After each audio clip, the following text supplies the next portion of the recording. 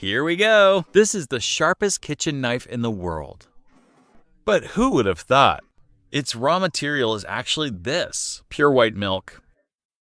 So in this video, we will follow that crazy guy who turns everything into a knife kiwami and see how this milk kitchen knife is actually made. First, here is a bottle known as the water of life, a vodka with 96% alcohol content. In this cup, pour in the vodka and milk and give it a good stir.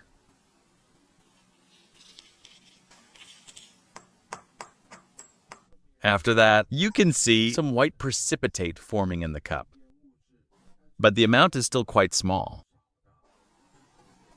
So we switch to this, 99.5% absolute ethanol. To continue the experiment, and this time the white precipitate is obviously much more. The reason for this is that casein in milk, under the effect of high-proof alcohol, loses its stable suspended state. The alcohol strips water from the proteins, causing them to clump together. They eventually form this white substance. Compared to the water of life, the higher concentration of ethanol clearly has a stronger dehydrating power. Now use a sieve to filter out most of the water, lactose, minerals, and whey protein. Then he uses a frying pan to heat up the extracted casein. As the temperature rises, the remaining ethanol and water will keep evaporating. At the same time, the protein structure further denatures, making the loose structure gradually shrink. To further remove any impurities, he washes it with water again to rinse out the inner ethanol and soluble materials thoroughly. He then heats it again until most of the water evaporates and lets it cool. This gives us the first material. To make the experiment more intuitive and clear for everyone, he prepares 3 materials for testing to see which is best for making the knife. This second material uses this bottle of pH 4.0 acetic acid mixed with milk. The steps here are the same. Add the 2 substances into a bowl. But the difference is, this time the casein in the milk will undergo a different change. Under normal conditions, the surface of casein carries a charge. These charges cause proteins to repel each other, so they stably suspend in the milk. The hydrogen ions released by the acid will gradually neutralize these charges. When the acidity reaches a certain level, the casein loses its stability and quickly coagulates.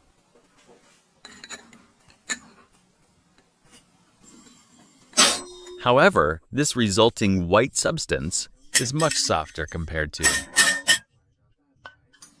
the protein extracted by alcohol. It looks a bit like soft tofu or yogurt. After heating and dehydrating and cooling it down to solidify, we get the second material for the experiment. As for how to make the third material, I bet many of you have already guessed it. It's a combo of acetic acid and ethanol working together. First, use the acetic acid to fully coagulate the casein in milk, because acid precipitation is highly efficient and maximizes the separation of proteins from the milk. Finally, soak it in absolute ethanol. This step is super crucial because ethanol not only further dehydrates it, but also removes fats and remaining impurities, causing the protein network to shrink more, making the overall structure much denser. As for heating it, that large pot of clear liquid is mainly just water, used to wash away those soluble materials. And what we finally get here is the third material we need. After waiting for the 3 materials made from these 3 formulas to completely dry and solidify. We'll do a very straightforward hardness test. First, the ethanol one has a hardness of 17.5. Next, let's look at the second material, made with acetic acid. It's slightly harder, reaching 23. Finally, let's see the third material, combining ethanol and acetic acid. Its hardness shoots straight up to 79.5. If you guys have no idea what this number means, we can use this frying pan as a quick reference. It's at 17, so comparing them, you guys should know just how hard the third material is. So after determining the material to use for making the knife, he now needs a huge amount of milk, lots of acetic acid, and a lot of ethanol for mass production, until there's enough material to make a knife. As for why the third material's hardness far exceeds the first two, the reason actually isn't complicated. Just like mentioned earlier, acetic acid fully precipitates the casein, while the ethanol handles further dehydration and densification. When both processes are combined, the resulting material gets a much denser internal structure, so its hardness is vastly improved. And this hard substance we got also has a special name. It's called milk plastic. This is a material that was mass-produced. Way back in the early 20th century, people back then used it to make buttons, combs, pen casings, and even some jewelry.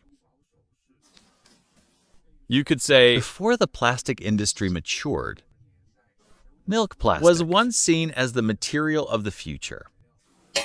Because it's naturally sourced, and after processing, its hardness can even approach that of some engineering plastics. But as we all know, with oil usage and tech advances, this technology seems to be totally forgotten today. And he is using this video to bring this forgotten technique back to light for us. So now, after shaping and sharpening the blade, he also stays true to this milk knife's theme by using a cow as a mold to craft a red cow head handle. Finally, assembling the handle and blade, this sharpest milk kitchen knife in the world is officially complete.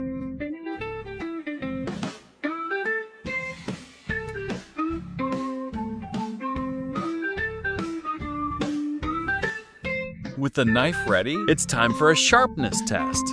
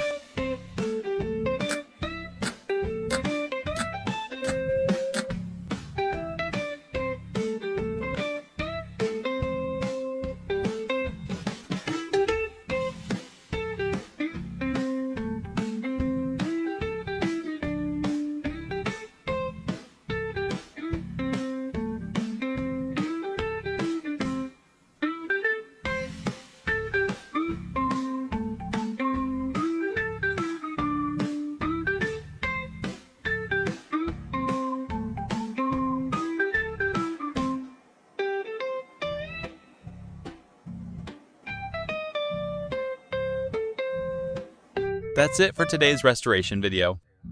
Thanks for watching. If you had a good time, it's time to say goodbye. Once again, thanks for visiting Max's Repair Zone. Bye-bye.